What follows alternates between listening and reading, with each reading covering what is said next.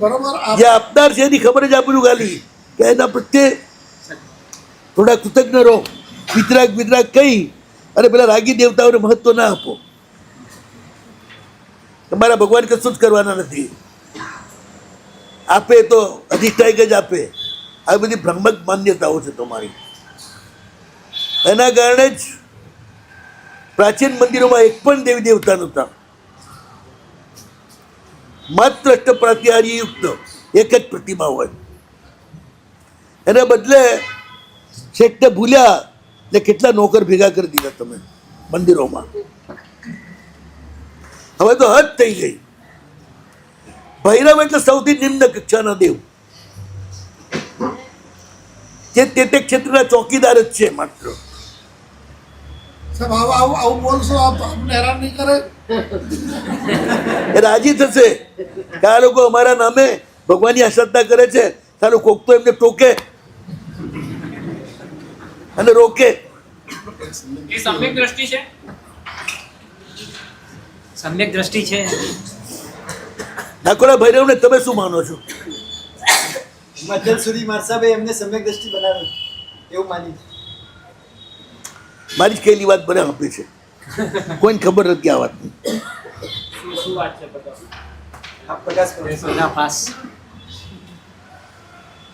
ઘંટાકર્ણ મિથ્યાત્વ છે. સમ્યક દ્રષ્ટિ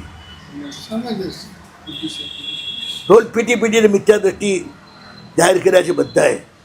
અને ભંગીઓના દેવ ઢેડોના બધું ગપ છે. વિવિધ તીર્થકલ્પમાં 22ના વિચ્છિન્ન તીર્થોની જે ગણતરી કરી છે એમાં ઘંટાકર્ણ 22નું નામ લખ્યું છે.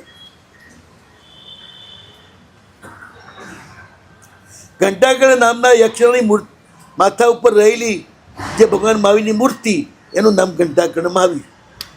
પૂછાળા મહાવીર, રાતા મહાવીર, એમ ઘંટાકર્ણ મહાવીર. એ સ્તોત્ર એ દેવનું નથી. અધિષ્ઠાતા છે દેવ એ સ્તોત્રનો. સ્તોત્ર ભગવાન મહાવીરનું છે. ઓમ ઘંટાકર્ણો મહાવીર સર્વવ્યાધિ વિનાશક. તીર્થંકરની પરમ શક્તિ છે ને, જેમ વીજળીથી ગાડીઓ બી દોડાવાય અને વીજળીથી રોટલી પકાવાય, એમ પ્રભુની પરમ શક્તિ બધા જ કાર્ય કરી આપે. નાકોડાનું કહેતા હતા. નાકોડા ઉમળી રીતે જ છે.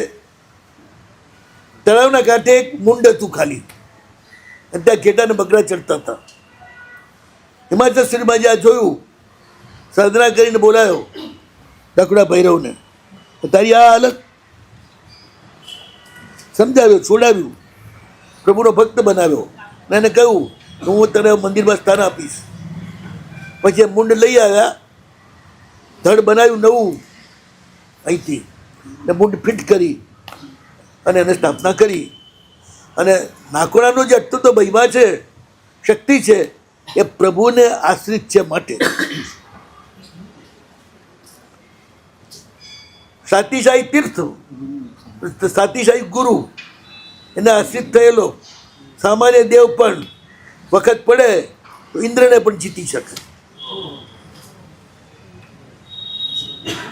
બેગ કોની છે જો તમને કહું? ચંદ્રની તાકાત હતી ઉપર જવાની, અને શું કર્યું? બેગ લીધી ને.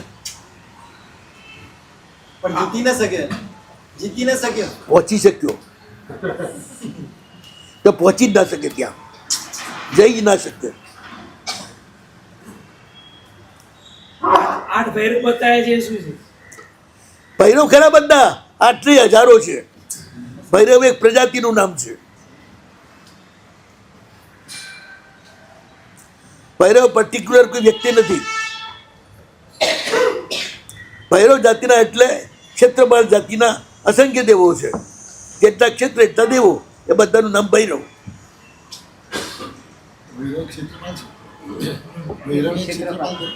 નાકોડા છે, નાકોડા ક્ષેત્રના ભૈરવ છે.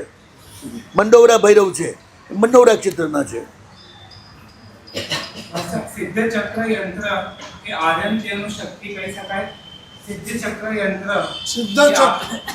યંત્ર છે એમાં આર્યનનું આપણે એમાં કહી શકીએ આરાધ્ય સાથે સંપર્ક કરવાનું એ સાધન છે. તો એમાં બીજો દેવ દેવી કેમ નિવાસ છે એમનો અને આપણે એનું પૂજન કરીએ જ છે? એનું પૂજન નથી કરતા, બહુમાન કરીએ છીએ કે આવો અમારે ત્યાં. એ આવે એટલે બહુમાન તો કરવું પડે ને. તમે કે માગવા માટે નથી કરતા. તમે જે પ્રભુની ભક્તિ શરૂ કરી છે એમાં અદૃશ્ય જગતમાંથી કોઈ પણ જાતનો ઉપદ્રવ ન થાય એના માટે આપણે દેવતાઓનું આહ્વાન કરીએ છીએ. આહવાન ને પૂજન જુદું?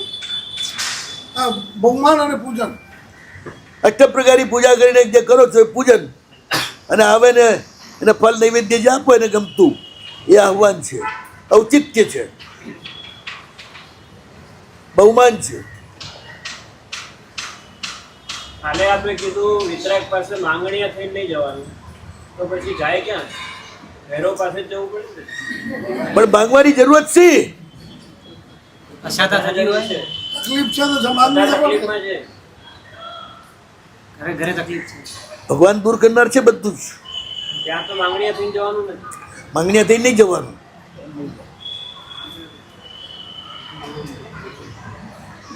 બેંકમાં લોન લેવી હોય તો ક્રેડિટ લઈને જવું પડે ને.